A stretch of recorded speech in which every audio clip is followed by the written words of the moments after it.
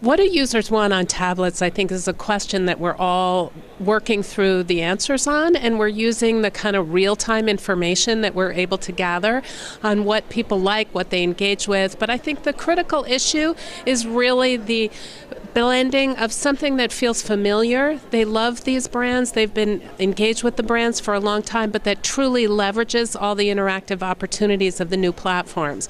And we've experimented with different balances there, and we take the user feedback and adjust accordingly to try to create the best possible experience for our existing consumers and our new consumers. There are a lot of pain points associated with the explosion of a new platform, especially one that has multiple operating systems, multiple device sizes, multiple device vendors, where we see consumers accessing some over Wi-Fi, some over 3G, and we're all about creating fabulous, highly curated content, and our content creators, our editors, are perfectionists, and getting to the level of quality that we're able to achieve in a more controlled and singular environment like print across this explosion of devices and operating systems is really a challenge.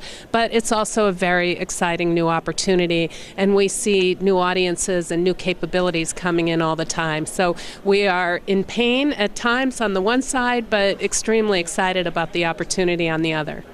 When customers think about what frustrates them with digital magazines, I think a lot has to do with variability in the experience from one magazine to another that they might read, different ways to navigate, different ways to swipe vertically or horizontally or read a magazine. I think as an industry we have to do a better job of embracing more common best practices among our magazines. That would be very helpful, I think, in terms of getting reader expectations and satisfaction up. And it's in a good place now, so it can get better, and that's a really positive thing for us. I think that the other piece of reader feedback that is important to keep in mind is the experience has to be in the background. They can't be thinking about, how do I proceed to make a purchase? How do I proceed to download an issue?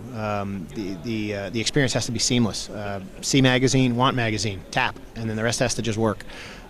Getting users out of the way is important.